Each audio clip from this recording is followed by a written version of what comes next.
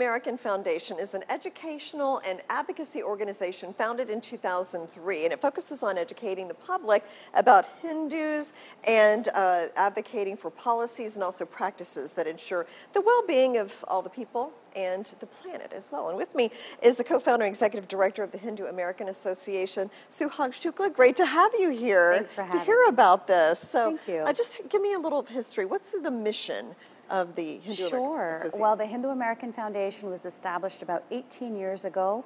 I'm not only the executive director, but I'm a co-founder.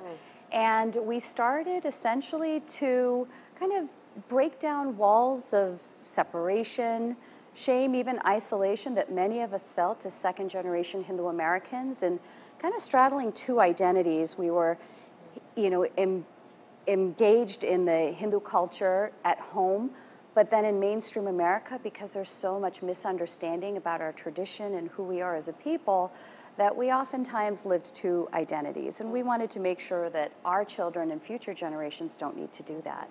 So what kind of things are you doing then as part of the association? So we're involved in both education and advocacy, as you said. So our education work is really about creating content so that teachers or reporters or whoever is interested in Hinduism has accurate and culturally competent information. So our Hinduism 101 program, for instance, is really successful in empowering teachers to teach more accurately about Hinduism so that future generations of American students are well placed and well prepared for a globalized world. Our advocacy work is focused on a number of issues that most Americans are concerned with, whether it's civil rights or hate crime reduction, sensible gun reform, or climate change. We are right there providing a voice for the Hindu American community, and we also believe that the Hindu tradition offers some transformative teachings of peace, pluralism, living in balance with the earth that can really offer some sound solutions to some of the most pressing problems that we're facing as humanity. Now, what have you found to be a very common misunderstanding or misconception about Hinduism? That's a great question. Well, in my world, we call it the caste cows and curry problem. These are kind of the three C's, probably emblematic of the most false and entrenched stereotypes about Hinduism and Hindus. One of the problems is that many states kind of require these racist stereotypes to be taught as accurate information about Hinduism and Hindus.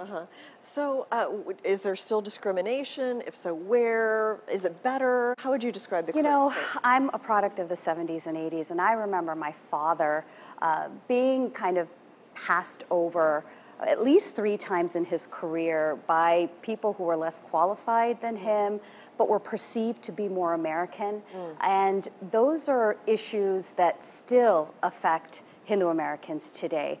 On the whole, the community has seen great success in every sector, but they do face discrimination like any other American, whether it's based on national origin, religion, color, or gender. And the data validates some of the things that we see in our work.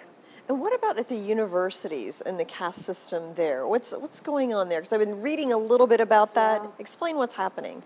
Well, I think the greatest challenge about what we're seeing happening on college campuses that have a direct impact on our community is that college administrators and even some corporations are implementing policies in the hopes of a solution, but they're actually creating more harm than good.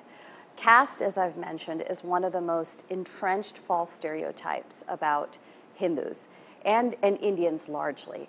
And what many of these college campuses have done is they've added it as a specific non-discrimination policy, even when existing policies would already protect against anyone who might be facing caste-based discrimination. The other disturbing thing is that when we have spoken to college administrators, they can't point to a single complaint having been filed, nor can they say that existing policies failed to provide protection. So essentially, it's kind of a knee-jerk response in adding a category that's so exclusively associated with a group of people based on their ancestry or their ethnicity, that by its very definition, it's discriminating to solve discrimination. Yeah. So you work with the universities then and try to bring them up to date on what the current situation is? We do. Yeah. We do a lot of work in educating corporate HR departments, college campuses, and we try to educate both ends of the spectrum. Of course, you have your administrators that are going to be implementing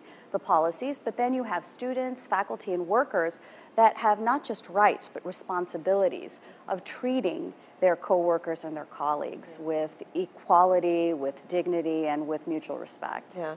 So if you had one thing that you could leave with people to remember about Hinduism, what would it be? Oh, well, you know, I think that so many people are already engaged in Hindu practices and don't even know it, and they're benefiting from it. Like what? Like what would be some examples? Yoga, meditation, Ayurveda, if you're ordering a golden, latte or taking turmeric pills for your wellness, all of those things are rooted in Hindu practices. So we kind of find ourselves at this very strange dichotomy where on the one hand, we're probably facing one of the greatest civil rights challenges for us in a generation, and on the other hand, we have people who are benefiting from Hindu teachings and practices, and we would hope that more Americans come to voice their concerns about this type of targeting of the Hindu American community. So what would be your goals then, or any projects that you have working right now in the near term? Well, we're working on